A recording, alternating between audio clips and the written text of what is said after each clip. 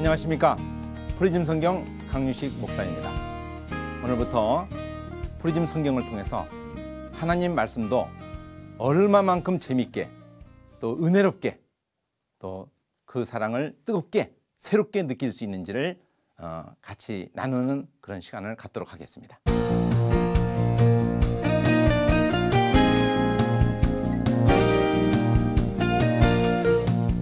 자, 그럼 성경 본문으로 들어가는데요. 요한복음 마지막 장에 베드로에게 나타나셔서 부활 후에 사랑하느냐고 물으시는데요. 자, 이런 내용들을 이렇게 왜 성경을 배열했는지 프리즘 성경이 이렇게 배열된 그 과정을 한번 좀 설명을 드릴게요. 우리가 성경을 읽으면서 저희가 조반 먹은 후에 예수께서 시몬 베드로에게 이르시되, 자, 예수님이 빨갛게 이렇게 돼 있으면서 예수께서 주어가 이렇게 딱 보이게 돼 있어요. 그리고 시몬아, 요한의 아들 시몬아, 네가 이 사람들보다 나를 더 사랑하느냐.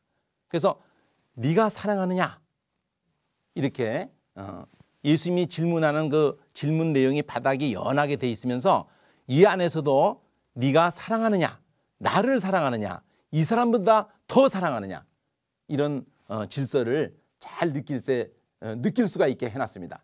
그래서 이렇게 성경을 읽으면은 성경이 너무 드라마틱하게 막 성경 말씀이 막 들고 일어나서 나에게 막 말하는 게 느껴질 정도로 그렇게 배열을 한 겁니다.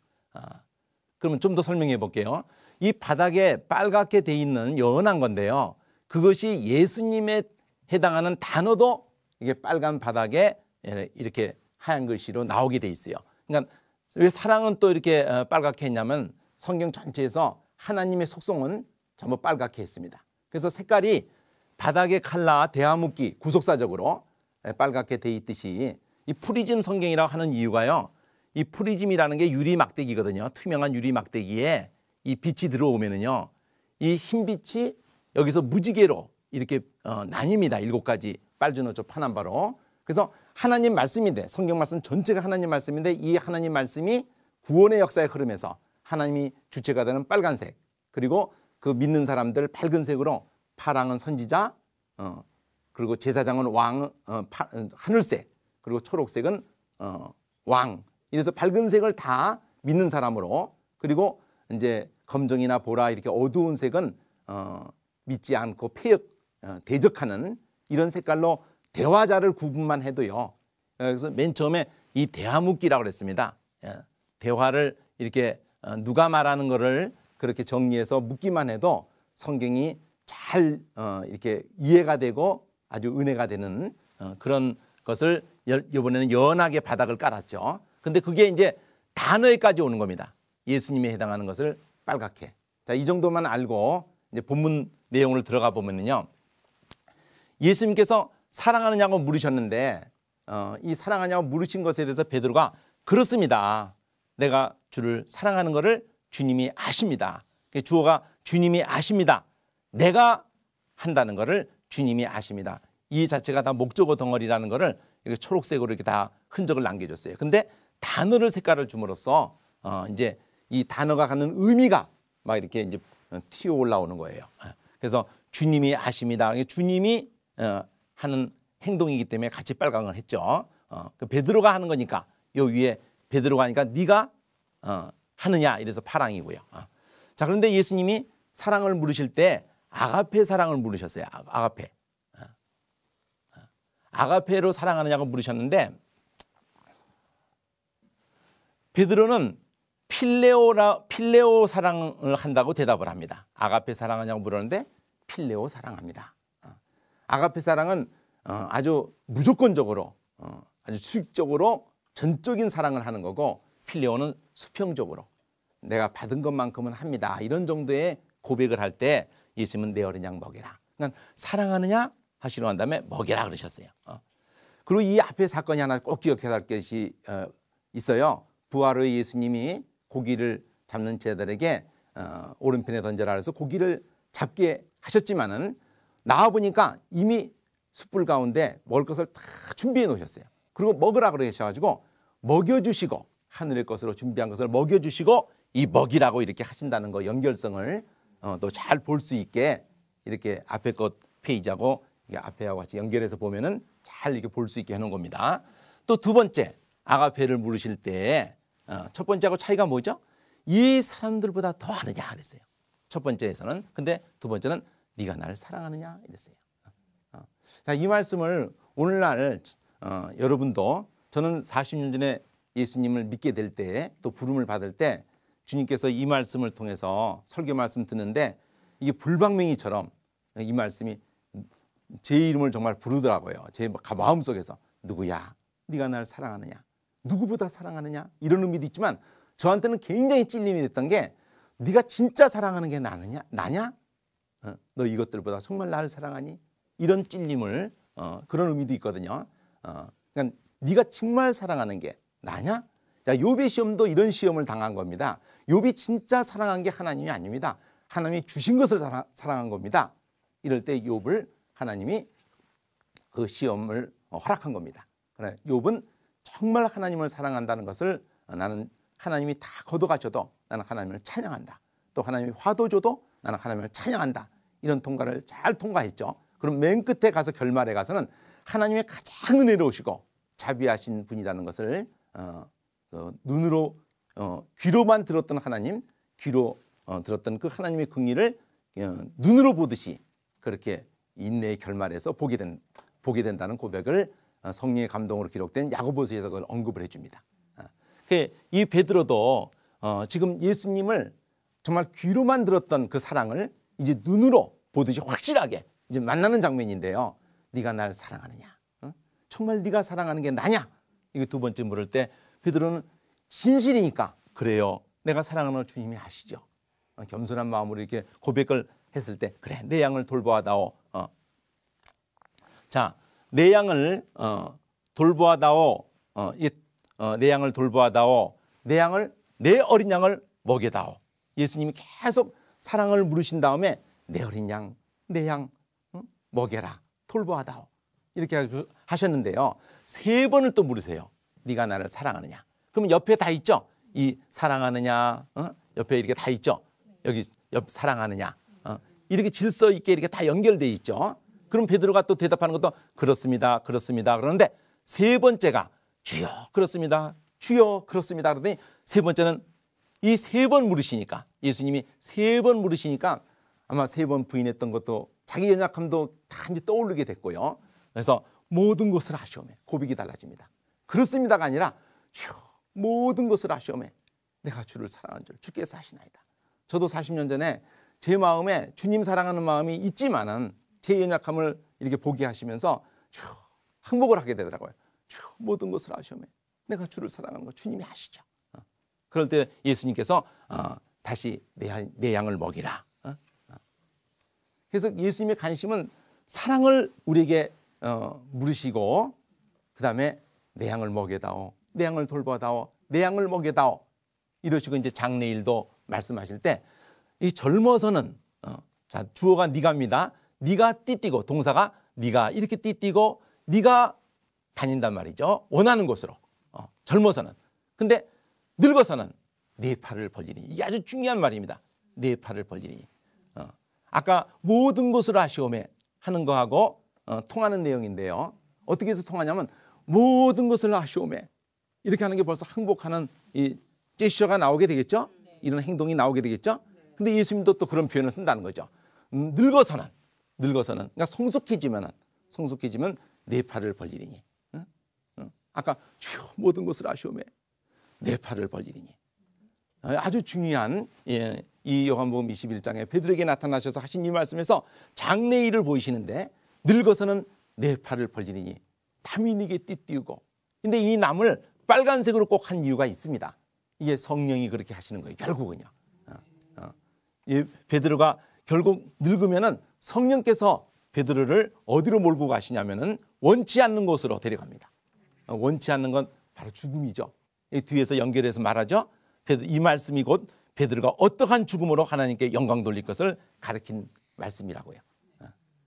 우리가 젊어서는 우리 원하는 곳으로 다니지만 베드로만 아닙니다. 우리 모두가 다 원하는 곳으로 다니지만 성숙해지면은 우리가 성령의 이끌림을 받습니다. 그래서 이 사랑을 따라갈 수 있어요. 이 사랑을 따라서 참 죽을 수 있는 데까지 가는 것이 성령이 이끄셔서 그렇게 가능해지게 됩니다. 자, 그러면은 이 베드로가 이 말씀을 듣고 나를 따르라 예수님이 그러셨을 때 딴 사람이 여기 사랑하는 제자가 따르는 걸 보고는 이 사람은 어떻게 되죠? 이렇게 베드로가 또 묻습니다. 자, 우리가 예수님이 따르라는 이렇게 부름을 이 말씀을 통해서 시간 공간을 뛰어넘어서 모든 사람에게 너 나 사랑하느냐? 내 어린 양 먹여라. 나를 따르라. 이럴 때 또 우리는 또 남에 대해서 또 관심이 많아요. 저 사람은 또 어떻게 됩니까? 지금 요한이 먼저 확 따라버렸어요. 예수님을 가까이 갔다는 거죠. 그러니까 이 사람은 어떻게 되죠? 이렇게 질문을 또 합니다. 그럴 때 예수님은 그게 너하고 무슨 상관이냐? 너는 나를 따라라. 자, 내가 올 때까지 그를 머물러 두게 한다 하더라도 그게 너하고 무슨 상관이냐? 자, 이 말이 나중에 그 제자는 안 죽는다는 말씀이신가? 이렇게 또 오해를 했지만 예수님은 그런 뜻이 아니었어요. 그게 너하고 무슨 상관이란 말이냐? 너만 나를 따르면 되지. 자, 우리는 많은 경우 저 사람은 어떨까? 저 사람은 어떨까? 이러지만 사실 자기만 잘 따르면 됩니다. 자, 그러면은 이 요한복음 21장과 함께 그 1장의 이 선구자고 이건 계승자거든요. 잠깐 1장과 연결해서 또 이걸 맞춰가 보도록 하겠습니다. 네, 1장입니다. 다시 프리즘 성경을 설명을 좀 드릴게요. 어떤 구조로 돼 있냐면요. 우선 주어 서술어를 빨리 연결을 시켜야 돼요. 말씀이 계셨어요. 태초에. 그래서 말씀이 곧 하나님과 함께 계셨죠. 계셨는데 하나님과 함께. 말씀이 하나님과 함께 계신 바로 이 말씀은 하나님이시라는 겁니다. 자, 말씀 하나님. 이 말씀 하나님에 의해서 연결이 그 뒤에 뭐라 그러냐면은 이 말씀 하나님에 의해서 모든 것이 다 창조되었습니다. 아들 하나님을 통해서. 그러니까 이 말씀 하나님 안에만 생명이 있는 겁니다.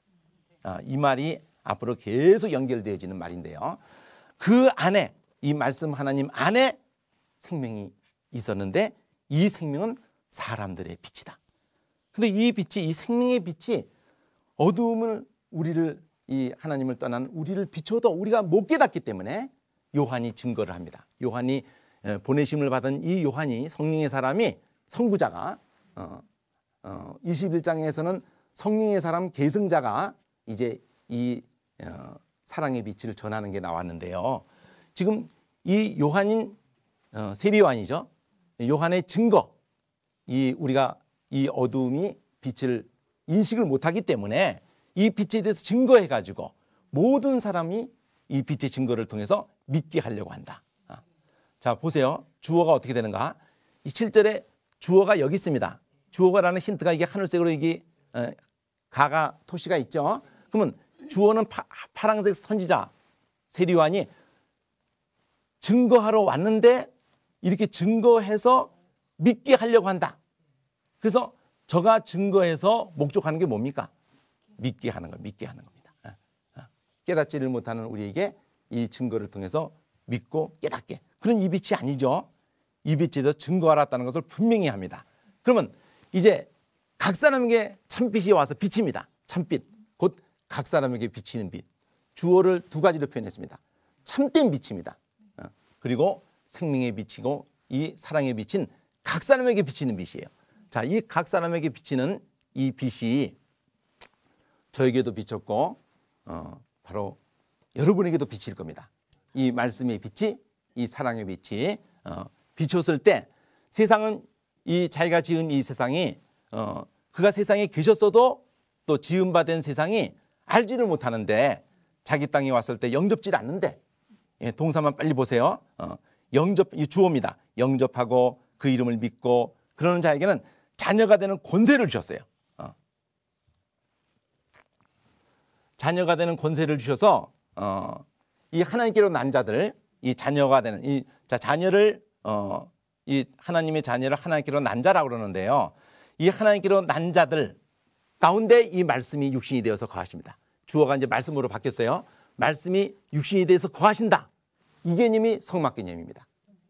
말씀이 누구 가운데 거하십니까? 바로 자녀들 가운데 거하세요. 이 세상에 오셨지만은 다른 사람은 그 영광을 볼 수 없어요. 오직 믿는 자들만이 그 영광을 보고 믿는 자들 가운데 그 영광이 임하는 겁니다. 그러니까 여러분 모두가 믿기만 하면은 하나님의 임재를 체험하시고 하나님이 여러분에게 그 영광을 보게 해주세요. 그 영광은 바로 앞에도 말한 독생자의 영광. 이 영광이라 할 때는 항상 생명과 연결되어 있습니다. 생명과 연결돼서 영광이라고 말합니다. 영광은 생명 없는 것에게는 영광이 없습니다. 죽어 있는 것에게는 영광이 없어요. 오직 아들의 생명이 있는 자만 영광이 있는 겁니다. 그래서 이제 요한의 증거가 예수님에 대해서 뭐라고 증거를 하냐면요. 먼저 계신 분이라고 증거를 합니다. 요한의 증거는 예수님을 창조주라고 증거하는 것을 이렇게 표현한 겁니다. 태초에 계신 분, 먼저 계신 분이라고 증거를 하면서 바로 이분의 충만한 데서 우리가 은혜를 받기 때문에 바로 창조주의 생명, 이 은혜로부터 우리가 은혜를 받았기 때문에 충만한 은혜를 받는 겁니다. 율법은 모세를 통해서 주신 거지만 은혜는 예수를 통해서 온 것이에요. 그래서 이 왔다는 개념이 복음입니다.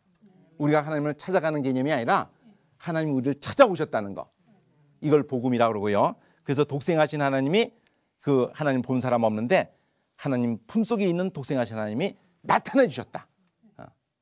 왔다. 처음부터 독생자라는 말을 한마디로 기억하면 됩니다. 독생자는 그 안에만 생명이 있는 분. 그래서 그 은혜가 우리를 찾아오셨다. 그 은혜가 우리를 찾아오셨다를 복음이라고 합니다. 그러면 이제 1장에 아주 중요한 개념이 출발이 된 겁니다. 독생자가 뭐라고요? 그 안에만 생명이 있는 분이라는 뜻입니다. 네. 외아들이라는 의미도 은혜스럽지만 사실은 더 중요한 거는 영어에서는 one and only 이럽니다. 그러니까 딱 한 분, 오직 그분. 뭘 그렇게 표현하려고 했었을까요? 우리 한 분이 오히려 표현이 잘 됐죠. 홀로 생명이신 분, 독생자. 자, 그러면은 요한의 증거가 자기는 그리스도도 엘리야도 선지자라고 아니라고 했기 때문에 사람들이 그러면 네가 그리스도도 아니고 엘리야도 그 선지자도 아니라면서 왜 세례 주냐 그러니까 나는 그분을 감당 못한다고, 내 뒤에 오는 그분을 한 사람이 있었는데 내 뒤에 오는 그분을 감당 못한다. 왜? 창조주니까. 그러면서 뭐라고 증거를 하냐면요. 가장 중요한 겁니다. 이제 요한의 증거에서 가장 중요한 거. 세상 죄를 지고 하는 어린 양. 유월절 양이라고 증거를 하는 겁니다.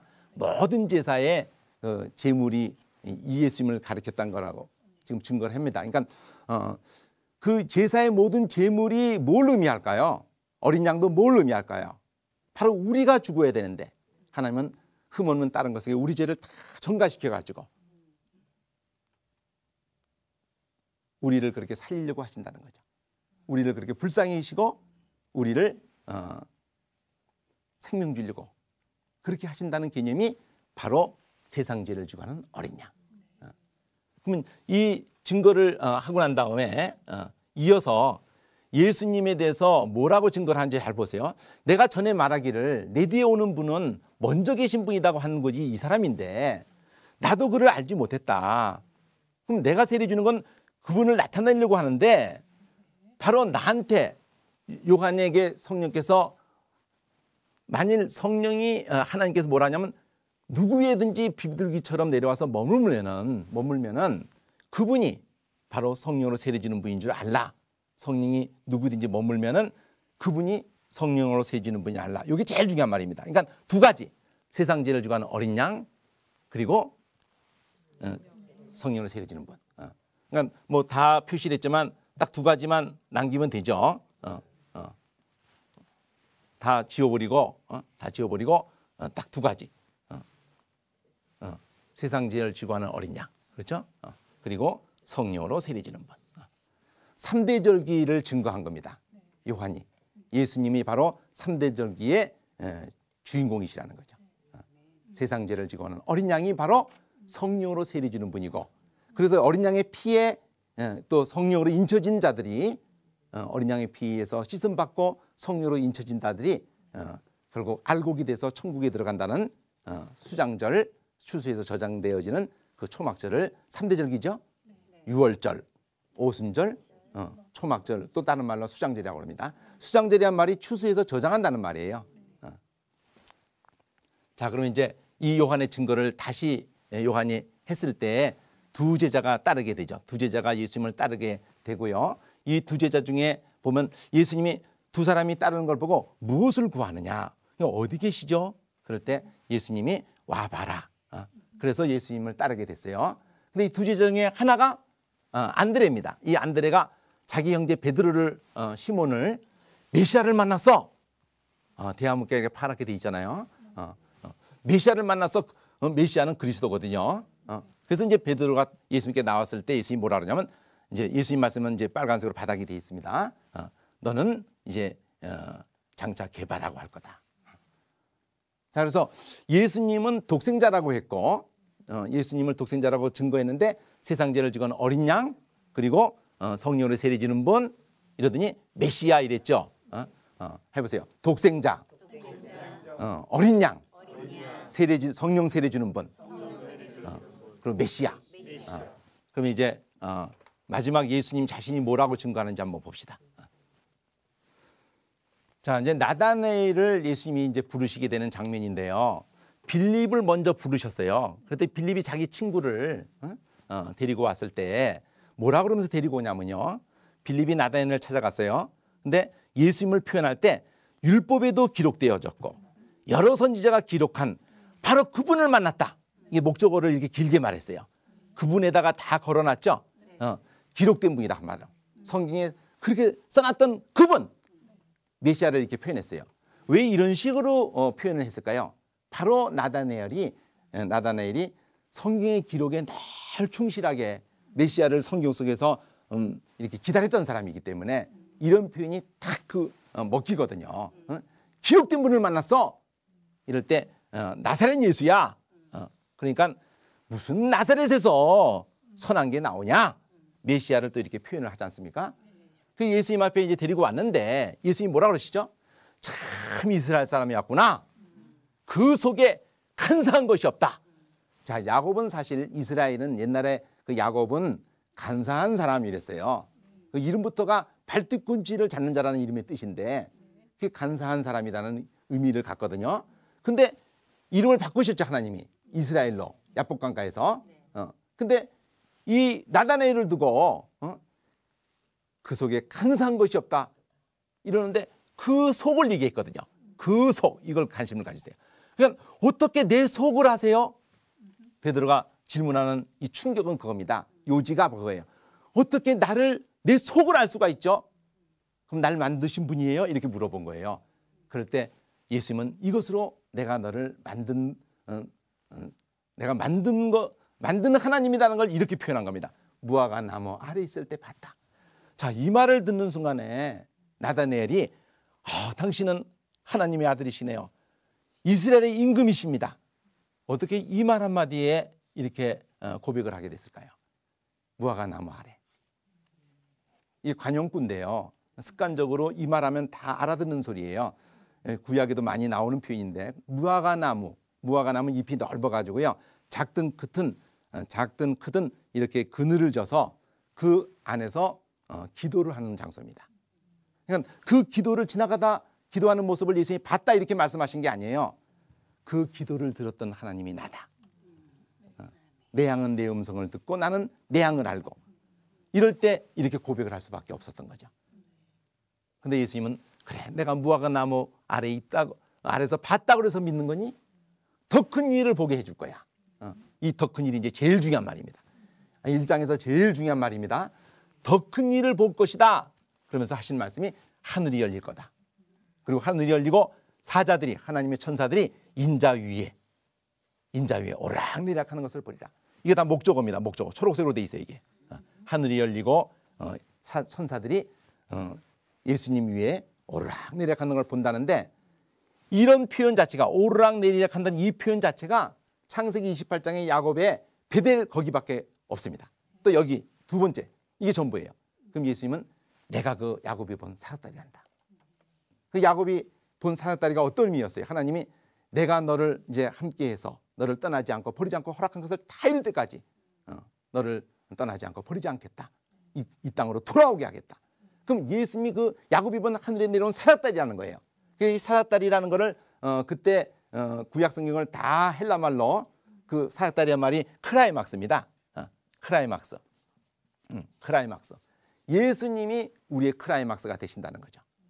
우리가 어떤 인생이든지 자기 인생에 뭐 대통령이 되고 뭐가 되고 다 크라이막스가 있겠지만 누구래도 어떤 인생이든지 진짜 크라이막스는 예수님을 만나는 겁니다. 예수님을 통해서 우리가 천국으로 들어가는 영원한 안식으로 들어가는 이런 일에 예수님이 십자가 사건을 이렇게 지금 통해서 하늘을 열게 되게 해주실 것을 그러니까 생명으로 인도하는 그런 생명의 길을 열어주실 것을. 그래서 이 말씀을 바닥으로 해가지고 요한복음이 이제 쫙 전개될 때 이 말씀에서 내가 길이다, 내가 진리다, 내가 생명이다, 나를 통하지 않고는 아버지께로 올 자가 없다. 이런 말씀들이 다 여기서 연결되는 겁니다. 1장부터 지금 여기 좀 저 21장하고 앞뒤가 연결돼서 앞에서는 성령의 사람인 사도를 세례 요한을 통해서 이렇게 예수님이 누구라는 것을 성령의 감동으로 이게 보여줬고, 계승자는 성령의 감동받은 사람들이 이제 이 사랑을 따라갈 수 있는 성령에 의해서 예수님을 전할 수 있는 사람들이 다 됐다는 이런 앞뒤에 이렇게 대칭 구조로 이렇게 되어져 있는 것을 요한복음 이제 전체를 통해서 이제 나누는 시간들을 계속 갖게 될 것입니다. 다음 주에는 이제 이 요한복음의 중요한 사건 니고데모를 통해서도 거듭나게 하는 것을 성령으로 된다 그러시고, 또 사마리아를 통해서 하나님께 나아가는 예배도 성령으로 된다는, 그래서 성령으로 세례지는 분에 의해서 바로 이렇게 사마리아한테도 내가 생수 주는 남편이라는 걸 말씀하시게 되고 이렇게 되어지는 이런 얘기들을 또 다음 시간에 연이어서 살펴보도록 하겠습니다.